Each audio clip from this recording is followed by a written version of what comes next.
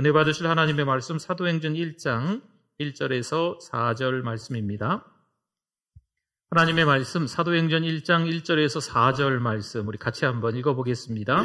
데오빌로여, 내가 먼저 쓴 글에는 무릇 예수께서 행하시며 가르치시기를 시작하심부터 그가 택하신 사도들에게 성령으로 명하시고 승천하신 날까지의 일을 기록하였노라. 그가 고난받으신 후에 또한 그들에게 확실한 많은 증거를 친히 살아계심을 나타내사 40일 동안 그들에게 보이시며 하나님 나라의 일을 말씀하시니라. 사도와 함께 모이사 그들에게 분부하여 이르시되 예루살렘을 떠나지 말고 내게서 들은 바 아버지께서 약속하신 것을 기다리라. 아멘. 네, 우리 같이 한번 인사할까요? 우리 임재 목사님, 김원희 권사님 가정에 우리 아들 내외도 특별한 일이 있어서 오신 것 같고, 우리 군산에서 우리 최 권사님도 또 오셨고, 우리 같이 한번 서로 인사하겠습니다. 잘 오셨습니다. 은혜 많이 받으세요. 네. 감사합니다. 한 편의 영화를 보면 그 영화가 너무 참 재미있는 거죠. 그래서 너무 재미있으니까 다음 편이 또 있을까? 이 영화가 재미있으면 또 시리즈로 만드는 것 같아요. 1편, 2편, 3편 이렇게 가면서 재미있는 영화가 만들어집니다. 다음 편에는 또 궁금하잖아요. 또 어떤 내용이 좀 있을까? 그렇죠. 우리 드라마도 그런 힘이 좀 있지 않습니까? 드라마를 이렇게 보면서 이렇게 앉아 있으면 막 절정으로 치달아 막 궁금하고 막 만들다가 뭐 좀 결정적으로 뭔가 이렇게 좀 드러날 것 같은데 끝나버리는 거죠. 이게 좀 아쉽죠. 네. 그래서 그 다음에 또 봐야 돼요. 궁금하니까 그냥 앉아서 또 그 다음 시간을 기다리면서 이제 봐야 되는 거죠. 누가복음 다음에 후속작이 오늘 이제 말씀을 오늘부터 이제 나누게 될 텐데 이제 사도행전입니다. 1절 한번 볼까요? 데오빌로여, 내가 먼저 쓴 글. 이게 누가복음이에요. 누가복음에는 물은 예수께서 행하시며 가르치시기를 시작하심부터 아멘. 그 다음에 이제 사도행전을 누가가 이제 기록했다는 거죠. 그리고 데오빌로가 등장하는데 하나님을 사랑하는 사람이라는 뜻입니다. 이 데오빌로에게 보내는 편지 형식으로 이제 말씀이 기록되어 있습니다. 누가복음 1장 3절에도 한번 건너가 볼까요? 그 모든 일을 근원부터 자세히 미루어 살핀 나도, 또 이름 나오죠? 누구 나옵니까? 데오빌로. 각하에게 차례대로 써 보내는 것이 좋은지를 알았노니. 아멘. 그러니까 누가복음하고 사도행전은 저자가 같은 사람입니다. 누굴까요? 누가? 이름이 누가예요, 누가. 역사가, 전도자, 또 의사였던 누가가 누가복음과 또 오늘 후속작 사도행전을 기록한 겁니다. 누가복음에서 못다한 이야기를 이 사도행전에서 기록하고 있는 겁니다. 성도 여러분, 지난날 예수님의 사랑을 체험한 사람들이 있어요. 이들이 다시 한번 그 사랑을 경험하고 우리 경험한 그 사랑을 흘려보낼 수 있을까요? 오늘 이 시간에 또 우리 사도행전 말씀이 이제 시작이 될 텐데요. 정말 하나님께 주신 그 은혜와 사랑을 경험했다면 다시 한번 그 은혜와 사랑을 좀 흘려보낼 수 있는 하나님의 말씀을 좀 계속 매주마다 들으시면서 그런 우리들이 되실 수 있기를 축복합니다. 2절 한번 볼까요? 2절. 그가 택하신 사도들에게 성령으로 명하시고 승천하신 날까지의 일을 어떻게 했다고요? 기록하였노라. 그러니까 이 내용은 누가복음에 있다는 겁니다. 예수님께서 태어나시고 또 때가 되셔서 공생의 사역을 시작하셨는데 또 때가 되어서 예수님이 고난받으시고 또 죽으시고 장사 지내시고 부활하시고 승천하시는 그 내용들이 다 어디에 기록되어 있다고요? 기록하였노라. 누가복음에 기록하였다라는 말씀입니다. 예수님은 승천하셨지만 여전히 예수님이 남기신 그 복음을 붙들고 사도들이 행하신 그 일한 그 어떤 행적을 기록한 내용은 어디에 있을까요? 네, 사도행전. 우리가 지금 보려고 하는 사도행전에 있다는 겁니다. 그럼 사도행전에서 앞으로 어떤 이야기가 나올까요? 예수님이 하늘로 올라가시고 난 이후에 어떤 일이 벌어졌을까요? 그럼 예수님이 하늘로 가시고 난 이후에 제자들에게는 또 어떤 일이 생겼을까요? 한편의 드라마를 통해서 영화를 통해서 그 다음 편이 막 기대가 되고 궁금해지는데 우리는 누가복음 다음에 후속작 사도행전이 기록되어 있는데 이 사도행전 속에 무슨 얘기가 나와 있는지, 예수님이 하늘로 올라가시고 난 이후에 뭘 보내셨는지, 그리고 예수님의 제자들이 정말 사도로서 초대교회 증거자들로서 어떤 일을 행했는지 궁금하세요? 호기심이 막 생기십니까? 오늘 이렇게 말씀에 오늘 사도행전 시작하는 날인데 이 내용들을 통해서 그렇구나. 네, 좀 깨닫는 시간 되실 수 있기를 바랍니다. 3절 한번 보겠습니다. 3절. 그가 고난받으신 후에 또한 그들에게 확실한 많은 증거를 치니 살아계심을 나타내사 40일 동안 그들에게 보이시며 하나님 나라의 일을 말씀하시니라. 아멘. 예수님이 십자가에서 죽으시고 부활하셨습니다. 부활하시고 승천하셨는데요. 그 승천하시기까지 한 40일 정도를 이 땅에 계셨어요. 그럼 40일 정도 계실 때 무엇을 하셨냐라고 하는 거죠. 우리 방금 읽은 것처럼 하나님 나라의 일을 말씀하셨습니다. 그럼 하나님 나라의 일은 무엇을 말하는 걸까요? 하나님의 주권적 통치가 실현되는 곳에 하나님의 나라가 임한다는 겁니다. 좀 어려운 말인 것 같은데 이 땅에 이 나라가 하나님의 주권, 하나님의 통치가 임할 수 있도록 우리가 주기도문에서 기도하는 것처럼 우리가 살고 있는 이 삶 속에도 하나님의 나라가 임하는 줄 믿습니다. 하나님이 다스림, 하나님의 통치가 임하는 줄 믿는다는 거죠. 그게 하나님의 나라의 일이라는 거예요. 복음이 팔레스타인에서 소아시아, 유럽으로 전파되면서 더 많은 사람이 예수님을 영접하고 그리고 주님의 다스림과 통치를 받으면서 그 하나님의 통치의 지경이 점점 더 그 복음이 전해지는 곳마다 점점 더 하나님의 통치의 지경이 그 지역이 더 넓어지는 것을 이 사도행전에서 보여주고 있습니다. 여러분, 요즘 많은 사람이 참 자기밖에 몰라요. 그렇죠? 이기적이에요. 네. 다른 사람 별로 이렇게 생각하지 않는 시대가 됐습니다. 근데 이게 교회에서도 좀 통하는 것 같습니다. 예수님을 만나고 복음을 듣고 믿게 되었습니다. 예수를 믿고 죄사함을 받았습니다. 이게 끝인 거죠. 예수를 믿었으면, 새 생명을 누렸으면, 새로운 인생을 찾게 됐으면, 인생의 이유를 발견했으면 그 은혜가 흘러가야 될 줄 믿습니다. 때로는 가족들에게요, 때로는 또 직장에서, 때로는 이웃들과의 관계 속에서 이 복음의 영향력이 있어야 되죠. 복음의 폭발력이 있어야 될 줄 믿습니다. 그런데 이게 없는 거죠. 나 혼자 교회 다니고 나 혼자 예수 믿고 죄 사함 받고 끝. 나만 교회 잘 다니면 됐지 뭐. 나만 신앙생활 잘하면 됐지. 나만 하나님 부르시면 천국 가면 됐지 뭐. 이렇게 생각하는 거 끝. 세상 사람들이 참 이기적이고 자기밖에 모른다고 하지만 어찌 보면 교회 안에 있는 우리도, 믿음으로 살아가는 우리들도 그 믿음이 삶으로 연결되지 않으면 신앙이 참 이기적이라는 겁니다. 복음은 나 혼자 죄사함 받고 나 혼자 용서함 받는 것에서 끝나지 않습니다. 여러분, 주님을 통해서 새 생명을 얻었습니다. 아멘. 주님을 통해서 새로운 인생을 살게 된 줄 믿습니다. 정말 새로운 인생, 주님을 통해서 새로운 삶을, 인생의 목적을 갖게 되었다면 그 삶 자체가 영향력이 있는 것입니다. 우리를 통해서 세상이 바뀐다는 거죠. 여러분, 이것이 복음의 능력인 줄 믿습니다. 사도행전에서 하나님의 나라의 역사가 어떻게 전개되고 있는가를 잘 보여주고 있어요. 주님이 부활하시고 승천하셨어요. 그리고 복음을 붙들고 있는 예수님을 믿는 제자들을 통해서 어떻게 하나님의 주권을 이 땅에 펼쳐가고 계신가 이 사도행전에서 잘 보여주고 계시는 거죠. 우리의 가정에서, 직장에서, 학교에서 하나님 통치의 영역을 지금 우리가 살면서 드러내고 계십니까? 도대체 세상이 어떻게 바뀌어가고 있는지 보여주고 있는 게 사도행전이에요. 예수 믿는 사람들 때문에 어떻게 그 가정이 바뀌는지, 그 직장이 바뀌는지, 그 사회가, 그 민족이 바뀌는지를 잘 보여주고 있는 게 이 사도행전이라는 거죠. 예루살렘에서 당시 세계 수도였던 로마까지 이르는 과정을 이 사도행전에서 잘 보여주고 있습니다.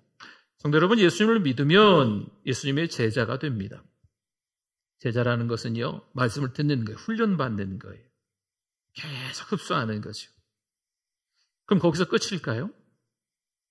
사복음서의 제자의 의미는 말씀을 듣고 훈련받는 거예요. 근데 사도행전에 들어가서 제자의 의미는요, 사도가 되는 겁니다. 제자는 말씀을 받았다면 사도는요, 직접 그 삶의 현장으로 들어가서 배운 대로 행하는 겁니다. 저와 여러분들이 은혜 받았다면, 제사함 받았다면, 용서함 받았다면 우리 가정으로, 직장으로, 이 사회 속으로, 또 저기 어느 나라에 가서 여전히 우리가 뭘 전해야 될까요? 복음을 전하는 거죠. 우리가 받은 은혜를 흘려보내는 거죠. 우리나라에서 복음을 전해요. 같은 문화권에서 복음을 전하는 건 전도라고 합니다. 그러면 다른 나라, 타 문화권에 가서 복음을 전하는 건 뭐라고 할까요? 선교라고 하는 거예요. 그러니까 때로는 전도는 하려고 하는데 선교는 안 하는 거죠. 반대로 전도는 안 하고 선교를 하려고 하는 경우가 있어요. 여러분, 그건 조금 이렇게 균형이 잘 안 맞는 거예요. 우리가 은혜 받았으면, 새로운 인생을 주님을 통해서 경험했다면 전도해야 될 줄 믿습니다. 또 선교해야 될 줄 믿습니다. 그분이 우리에게 구원이라면 입을 열어 말하고 싶지 않을까요? 그분이 우리에게 있어서 기쁨을 주셨다면, 평안을 허락하셨다면 입을 열어서 말하고 싶지 않겠냐고요. 잠잠하지 않을 수 없어요. 선교하고 전도해야죠. 증인의 삶을 사는 거죠. 여러분, 이 땅에 하나님의 나라를 건설해 나가야 될 줄 믿습니다. 그걸 위해 예수님은 저와 여러분을 부르시고 또한 택하시고 지금도 사용하고 계시는 줄 믿습니다. 8절 한번 볼까요? 8절 같이 한번 읽어주십시오. 오직 성령이 너희에게 임하시면 너희가 권능을 받고 예루살렘과 온 유대와 사마리아와 땅끝까지 이르러 내 증인이 되리라 하시니라. 아멘. 뭐가 된다고요? 증인이 된다고 말씀하고 있어요. 여러분, 그래서 증인은요, 순교자랑 같은 의미예요. 예수님을 믿었으면 예수님 믿는 하나님의 자녀답게 증인으로 살아가는 거죠. 근데 목숨을 걸고 증인으로 살아가는 거예요. 목숨을 걸 만한 가치가 있습니까? 없습니까? 있잖아요. 그래서 순교했던 우리 신앙의 선배들이 많이 있는 거죠. 복음 때문에 순교하는 거예요. 우리 신앙의 선배들이 그렇게 했기 때문에 우리가 지금 이 자리에, 여기에 와 있는 거죠. 처음에 그들이 어떻게 복음을 전했는가, 사도행전에서 그 역사를 잘 보여주고 있습니다. 특별한 사람들만 증인이 된다는 게 아닙니다. 1장에서 28장의 내용들을 보면 특별한 어떤 사람들만 증인이 될 거야. 그래서 우리 가운데서도 특별한 어떤 사람들만 전도하고 선교하면 될 거야. 이런 게 아닙니다. 증인은 우리 모두인 줄 믿습니다. 제대로 신앙생활하면 증인이 될 수밖에 없다는 거죠. 믿음, 삶, 이게 별개가 아니에요. 신앙, 생활, 이 별개가 아니라는 거죠. 신앙생활, 믿음과 삶, 연결된 겁니다. 믿음이 있으면 삶 속에서 하나님의 자녀답게 살아가게 되는 거죠. 복음을 전할 수밖에 없는 거예요. 예수님을 말할 수밖에 없다는 거죠. 사도행전 20장 24절에 보니까요, 내가 달려갈 길과 주 예수께 받은 사명, 곧 하나님의 은혜의 복음을 증언하는 일을 마치려 하면은 뭐라고 나옵니까? 나의 생명조차 조금 더 귀한 것으로 여기지 아니하노라. 아멘. 이 사도 바울의 신앙의 자세예요. 제대로 복음을 듣고 복음을 전하는 거지요. 제대로 예수님을 만나고 난 이후에 생명을 내놓으면서까지 복음을 전하는 이 사도 바울의 자세를 잘 보여주고 있는 거예요. 사실 바울이 복음을 들고 예루살렘에 갔다가 체포되어 재판을 받기 위해 로마까지 갑니다. 그 스토리가 사도행전 1장부터 28장까지 다 나와 있어요. 그럼 끝일까요? 사도행전이 이렇게 끝났을까요? 사도행전의 맨 마지막 장, 마지막 절을 보면 사도행전 28장 31절인데요. 하나님의 나라를 뭐 했다고요?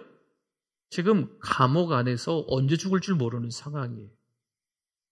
당장 내일 죽는다라고 얘기하면 그냥 내일 사형당하고 끝일 상황이에요. 그럼에도 불구하고 하나님의 나라를 전파하며 주 예수 그리스도에 관한 모든 것을 어떻게 가르쳤다고요? 담대하게 거침없이 가르치더라. 아멘. 감옥에 하나 있었지만, 당장 죽을 수도 있었지만, 제대로 예수 그리스도를 만난 이 사도 바울은 담대하게 거침없이 복음을 전한 줄 믿습니다. 우리가 예수님의 사랑을 체험했습니다. 예수를 믿으니까 너무 좋아. 예수를 믿으니까 내 마음이 너무 평안한 거지. 그리고 이게 은혜잖아요. 그러면 받은 은혜가 있으니까 우리가 입을 열어 그 은혜를 말할 수밖에 없다는 거죠. 예수를 믿고 내가 구원받은 그 사건, 예수를 믿고 내가 인생의 목적을 갖게 된 사건, 예수를 믿고 나서 내 인생의 의미가 새로워진 그 사건에 대해서 내가 입을 열어 말하지 않을 수 없다는 거죠. 여러분 고백하셔야죠. 주님을 믿으니까 저에게 삶의 의미를 주셨어요. 주님 믿고 나니까 제 삶이 바뀌었어요. 제 인생이 바뀌었어요. 중요하게 생각했던 게 이게 아니구나. 진짜 중요한 건 무엇이구나 라는 삶의 의미를 발견하게 되었어요. 라고 고백할 수 있는 거죠. 가족과 이웃들에게 말하는 거예요. 여러분 이게 전도고 이게 선교입니다.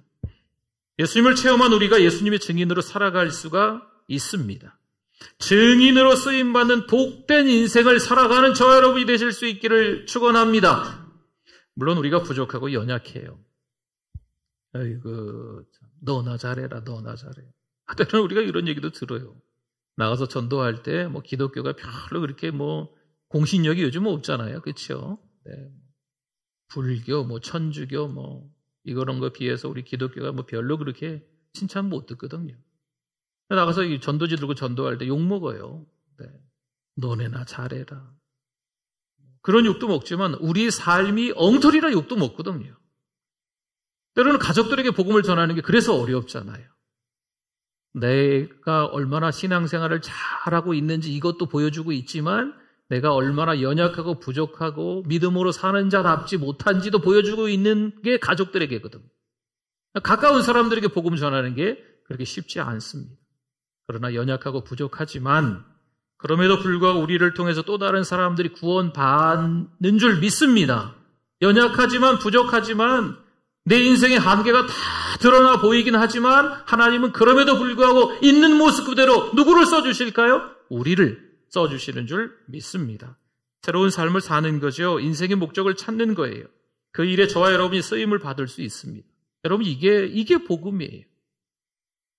예수 그리스도 그 복음은 완벽하지만 복음을 전하는 우리들은 너무나 터무니없이 부족하거든요. 그런데 주님이 우리를 사용해서 그 복음이 흘러가게끔 만드신다는 거죠. 명심하세요. 나 혼자 힘으로 복음을 전하는 게 아닙니다. 내가 결단을 잘했으니까, 내가 작정하고 기도했으니까, 내가 땀을 뻘뻘 흘리면서 살았으니까, 내가 참 머리가 비상하게 계획을 잘 세워서 복음을 전하니까 하나님이 날 써주실 거야. 여러분 그게 아니라니까요. 다시 8절 한번 볼까요? 같이 한번 또 읽어보겠습니다. 오직 성령이 너희에게 임하시면 너희가 권능을 받고 예루살렘과 온 유대와 사마리아와 땅끝까지 이르러 내 증인이 되리라 하시니라. 아멘. 오직 성령이 어떻게 하시면요? 임하시면. 성령이 임하셔야 됩니다. 성령이 임하시면 뭘 받을까요? 능력을 받는 거예요. 권능을 받는 거죠. 그러면 뭐가 된다고요? 증인이 되는 거예요. 성령이 임하시면 능력받아서 증인의 삶을 살아가는 줄 믿습니다. 오늘 이 시간에 저와 여러분들이 다 성령 받았죠. 그러면 능력도 주시는 거예요. 나가서 복음 전해라 제자들에게 말씀하셨는데 아무런 능력도 안 주셨을까 봐요? 그렇지 않습니다. 사복음서에 보면 예수님이 제자들을 둘씩 이렇게 파송하세요. 나가서 전해라, 복음 전해라. 아무런 능력도 없이 그냥 보내실까요? 그렇지 않다니까요. 성령이 임하시면 우리가 권능을 받고 증인의 삶을 살아가는 줄 믿습니다.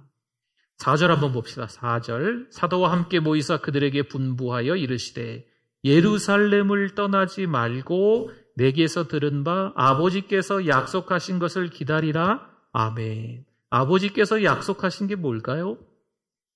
누가복음 24장 49절에도 말씀이 나와요. 볼지어다 내가 내 아버지께서 약속하신 것을 너희에게 보내리니 너희는 위로부터 능력으로 입혀질 때까지 이 성에 머물라 하시니라. 아멘.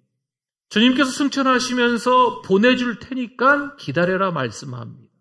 그래서 마가의 다락방에서 120명이 모여서 열심히 기다리라고 하셨으니까 약속하신 것을 위해서 기다리는 거죠. 주님이 보혜사 성령을 보내주신다고 했으니까 기다리는 거예요. 그때 오순절 성령 강림의 사건이 있는 줄 믿습니다.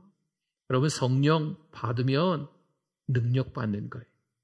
그러면 증인의 삶을 살아갈 수 있는 줄 믿습니다. 성령을 체험해요. 은사를 받습니다. 사도행전 4장 31절 말씀에 빌기를 다함에 모인 곳이 진동하더니 무리가 다 어떻게 됐어요? 성령이 충만하여 담대히 하나님의 말씀을 전하니라. 아멘. 은사의 체험과 성령의 체험은 사람마다 다양할 수 있습니다. 그런데요, 성령을 경험하면 공통점이 하나 있어요. 뭘까요? 우리가 성령 충만하면 사람들에게 예수님을 말하고 싶은 거예요. 성령 충만하면 복음을 전할 수밖에 없는 거지요. 은혜를 받으면 은혜를 흘려보낼 수밖에 없는 거예요. 예수님 믿으니까 너무 좋아. 이 너무 좋은 걸 나만 알아야지. 여기 세상에서의 모습이 어느새 이 교회 안에도 그런 모습이 사실 조금 있어서 너무 안타까워. 같이 함께 전도합시다. 그럼 다 같이 전도해요. 전도지 들고 나가서 전도하는 게 너무 창피해요. 사람들이 자꾸 뭐라고 하니까 욕먹어야 돼. 전도를 잘 못하는 거죠. 교회는 열심히 나오는데 나가서 복음 전하는 게 쉽지 않은 거죠. 여러분 직장에서 복음 전하는 게 너무 쉽지 않은 거예요. 저는 교회 다니는 이제 우리 직장의 사람들이 한 10년 다녔는데 직장에서 아무도 모릅니다. 이 모르는 게 좀 이상한 것 같지 않으세요? 성령을 경험하면 예수님을 말하고 싶은 겁니다. 욕을 먹어도 누구는 뭐 생명조차 조금 더 귀한 것으로 여기지 않고 전했다고 하잖아요. 사도 바울이 말이에요. 근데 우리는 욕 그거 조금 먹는다고 전도지 들고 나가지 못하는 거죠. 띵동 들으면 와 초인종 잘못 눌렀다가 욕 바가지로 먹고 오시잖아요. 여러분 그래도 좋은 거죠. 그래도 좋은 거예요. 하나님의 은혜를 경험하면 주님의 그 사랑을 체험하면 그래도 좋은 거예요. 그래도 복음을 전할 수밖에 없는 거죠. 이 복음을 붙들고 초대교회 예수님의 증인들은요, 예루살렘, 유대, 사마리아, 땅끝까지 가는 거예요. 그러니까 우리도 그 복음을 듣고 지금 여기 있는 거예요. 그래서 복음을 믿은 우리도 복음의 빚을 갚아야 합니다.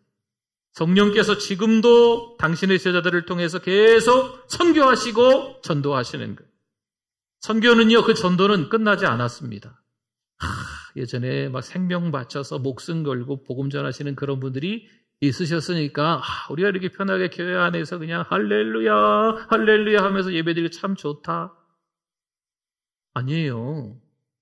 복음을 전했던 생명을 걸고 복음을 전했던 그들의 바톤을 이어받아서 우리도 복음을 전하는 거예요.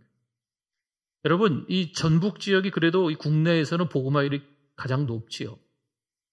제가 이번 주에 어떤 이렇게 안 믿는 사람이 잠깐 만나서 이야기를 잠깐 금요일인가 이렇게 하다 보니까 교회가 한 1,400개 된다니까 이분이 굉장히 놀라더라고요. 교회가 그렇게 많아요? 전국적으로 여기가 제일 많습니다. 근데 깜짝 놀라더라고요. 근데 교회가 많기도 하지만 아직도 주님을 모르는 사람이 적지 않아요. 그렇죠? 20만 명이 넘는 거예요. 아직도 복음을 듣지 못한 사람들. 그렇지 않습니까? 세계 방방곡곡에 선교사님들이 많이 나가 계시지만 아직도 미전도 종족들은 많습니다. 이쯤 되면 많은 사람들이 예수를 믿지 않을까? 아니에요. 정말 제대로 선교사님들이 많이 나가셔서, 물론 또 이상한 선교사님들도 있긴 있어요. 지금 죄송스러운 말이죠. 근데 제대로 선교하시는 선교사님들이 많은데도 불구하고 생명 걸고 복음을 전하는데도 불구하고 아직도 주님을 알지 못하는, 네, 예수님의 예자도 듣지 못한 그런 종족들이 꽤나 있다는 거죠. 그러니까 우리가 계속해서 전도하고 계속해서 선교해야 될 줄 믿습니다. 국내 이곳저곳을 찾아가 전도해야 돼요. 작년에는요, 우리 사천에 가서 복음을 전했어요. 그렇죠? 성도님들 큰 버스를 이렇게 한 대 다 타시고 가서 복음도 전하고 맛있는 것도 이렇게 대접하고 막 초청하고 막 이렇게 같이 했어요. 너매교회 가서 그 너매교회 성도인 것 마냥 복음을 전했어요.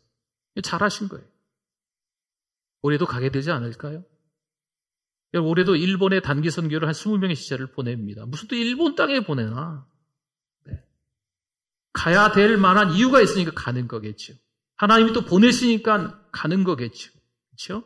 우리가 예수 그리스도를 체험했기 때문에 우리나라에서뿐만이 아니고 다른 나라 땅을 밟으면서 그 나라에 가서 복음을 전하는 게 필요하다는 거예요. 사랑하는 성도 여러분, 나 혼자 예수님 잘 믿고 나 혼자 아무 일 없고 내 가정이 좀 편안하면 좋겠다. 여러분 여기서 머물러 있지 않기를 바랍니다. 저 여러분이 성령이 임하시면 권능을 받고 예루살렘과 온 유대와 사마리아 땅끝까지 이르러 내 뭐가 된다고요? 증인, 순교자가 된다고 말씀하고 있으니까요. 복음을 위해서 여러분들이 전하셔야 돼요. 그렇게 사셔야 돼요.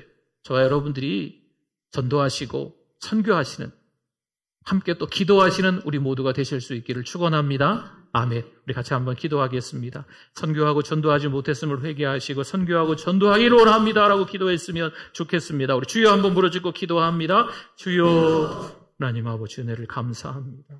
영혼을 살리는 일에 게을렀습니다. 하나님 용서하여 주시옵소서. 복음을 전하는 일에 하나님 아버지 핑계댔습니다. 용서하여 주시옵소서. 선교지를 찾아가는 것이 하나님 아버지 하나님 앞에 부끄러웠습니다. 그러나 다시 한번 힘을 내게 해주시옵소서. 전도하고 선교하는 일에 앞장서게 하시고 하나님의 큰 일들, 하나님 나라의 일들을 마음껏 국내에서 해외에서 전하는 우리들 될 수 있도록 은혜 더하여 주시옵소서. 우리에게 힘을 주시옵소서. 이번 한 주간에 예수 그리스도를 말하고 다닐 수 있도록, 예수님이 누구신지 말하고 다닐 수 있도록 하나님 도와주시옵소서. 하나님 아버지 은혜를 감사합니다. 하나님의 은혜와 사랑으로 예배자 되게 해주셔서 감사합니다. 오늘도 하나님이 나에게 주시는 은혜가 있는 줄 믿습니다. 그 은혜 때문에 이번 한 주간 예수님을 말하고 다니게 하여 주시옵소서. 나에게 어떤 은혜를 주셨는지, 예수님이 나에게 어떤 삶을 살게 해주셨는지, 새 생명을 왜 주셨는지 말할 수 있도록 믿음을 허락하여 주시옵소서. 예수님의 이름으로 기도드립니다. 아멘.